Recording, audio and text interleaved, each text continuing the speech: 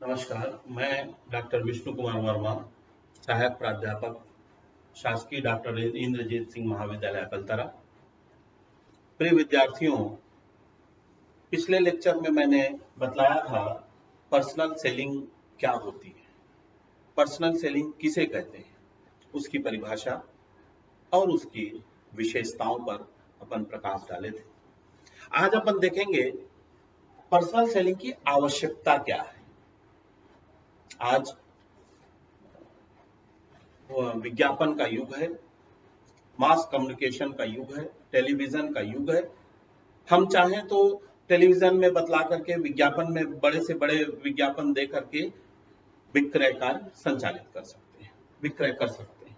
किंतु कुछ चीजें ऐसी होती हैं, कई प्रोडक्ट्स ऐसे होते हैं जहां पर हमको आवश्यकता होती है पर्सनल सेलिंग, व्यक्ति स्वयं जाकर के सेलिंग, या आप व्यक्ति दुकान विक्रेता ग्राहक दुकान में जाकर के अपना मनपसंद वस्तु खरीदता है, जिसको अपन लोग व्यक्तिगत, कल आपको बतलाया था, जिससे अपन व्यक्ति टू व्यक्ति सेलिंग जो हो रही है वह व्यक्तिगत सेलिंग होती है।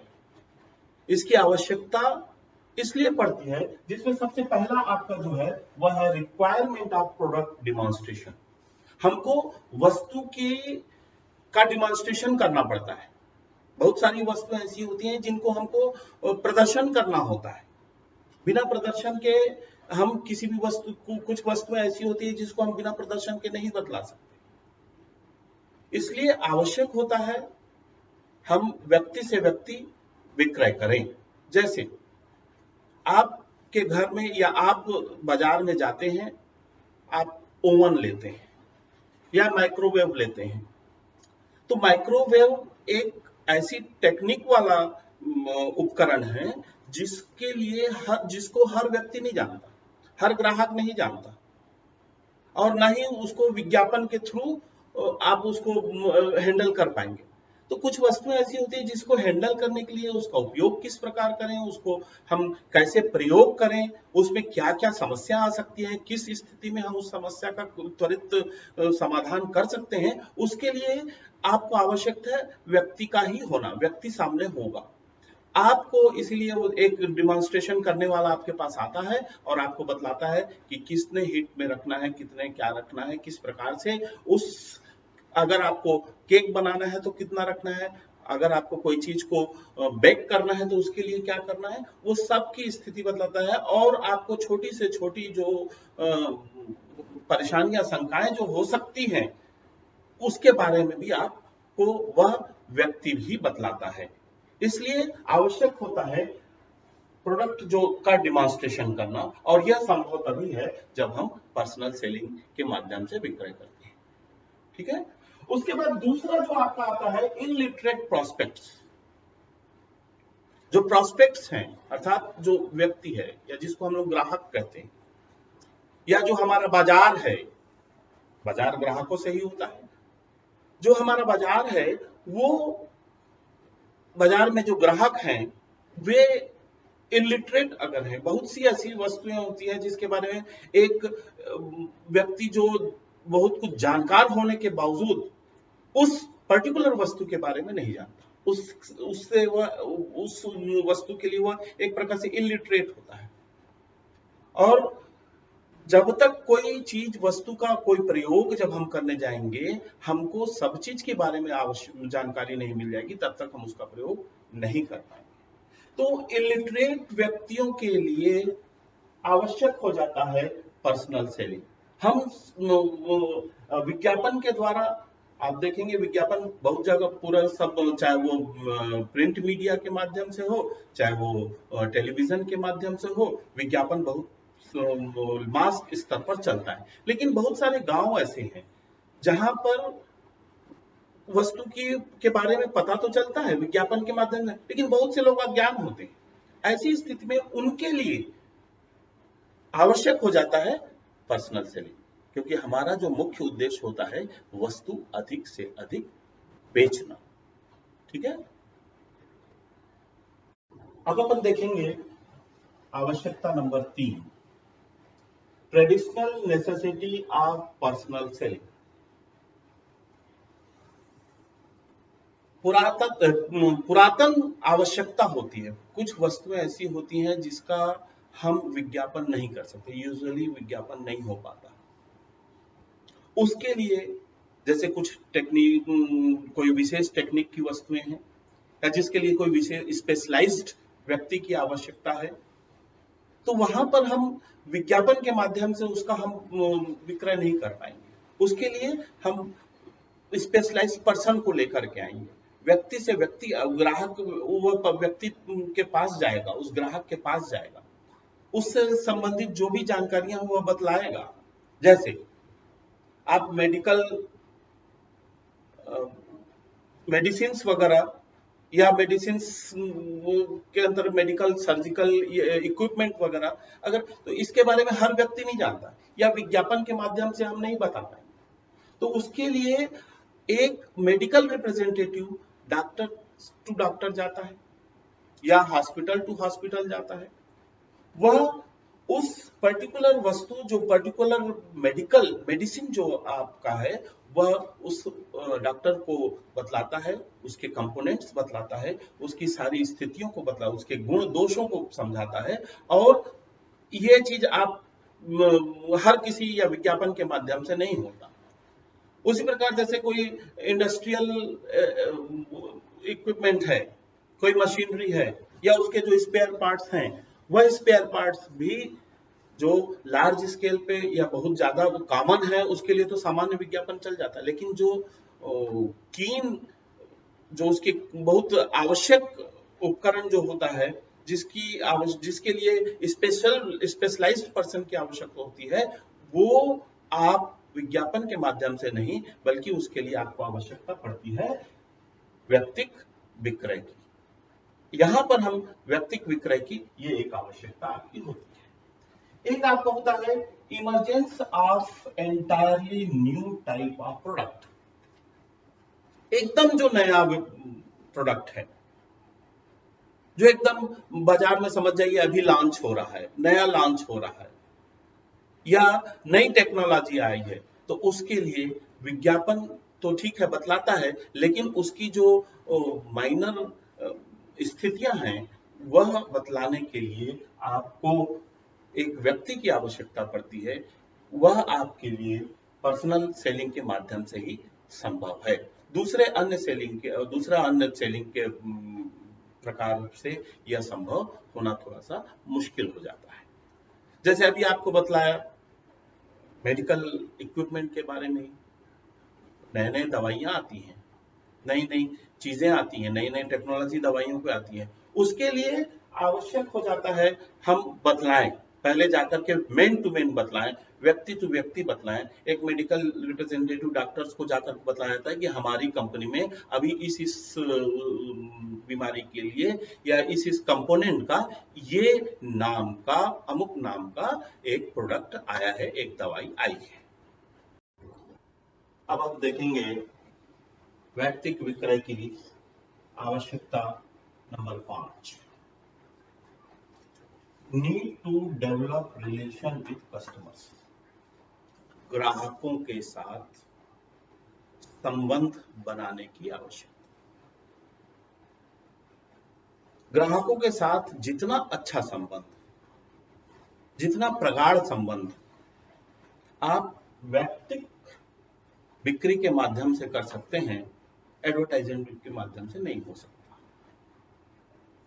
तो इसलिए व्यक्तिक विक्रय की आवश्यकता पड़ती है हमें ग्राहकों से संबंध बनाने के लिए, संबंध बढ़ाने के लिए।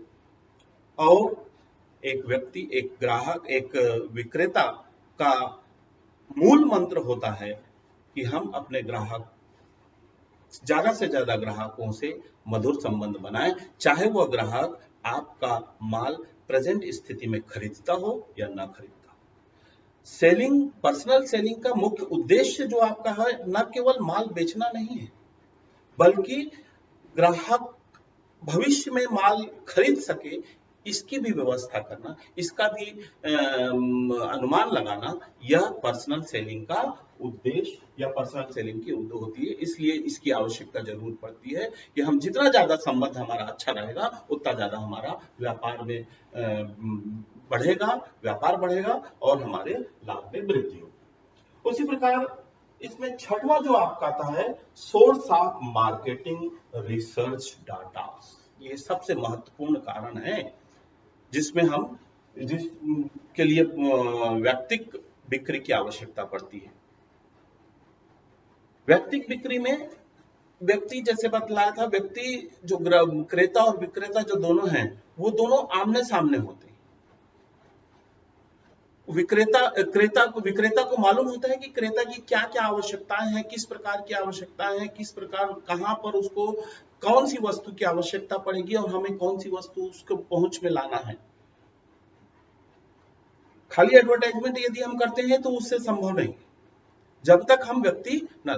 तो ये जो मार्केटिंग रिसर्च जो है, मार्केटिंग रिसर्च विपणन अनुसंधान, जो आपको व्यापार को विकास करने के लिए हम को यह भी पता करना पड़ता है कि जिस बाजार में हम जा रहे हैं या जो ग्राहक हमारा है वह ग्राहक हमारी वस्तु से कितना संतुष्ट है, हमारी वस्तु के अलावा कहीं दूसरी जगह तो नहीं जा रहा है, या दूसरी अन्य कौन सी वस्तु उसको और ज्यादा अच्छी लग सकती है। ये सब डाटा कलेक्शन करने का एक माध्यम हो जाता है। ये माध्यम व्यापार के लिए, आप एक व्यापारी के लिए आवश्यक हो जाता है अपना व्यवसाय बढ़ाने के लिए, अपना लाभ बढ़ाने के लिए।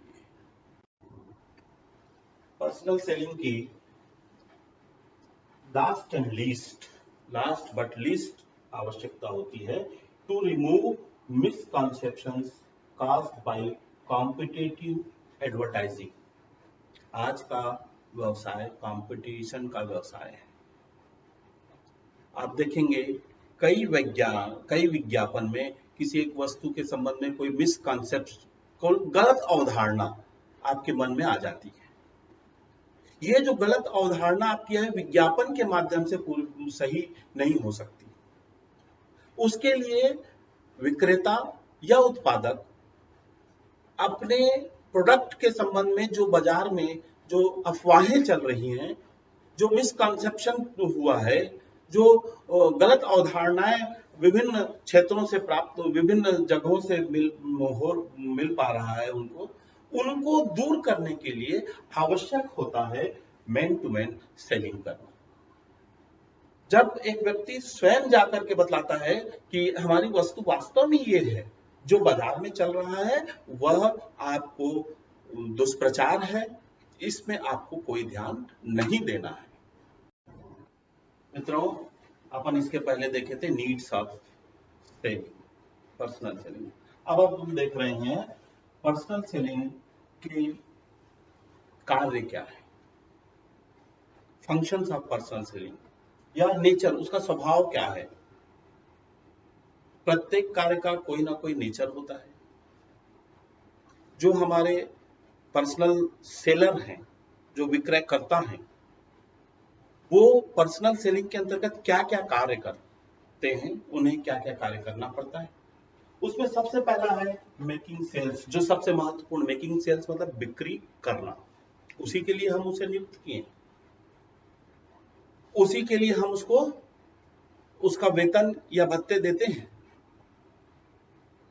यदि सेल्समैन विक्रय नहीं करेगा तो उसका कोई हमारे लिए औचित्य नहीं।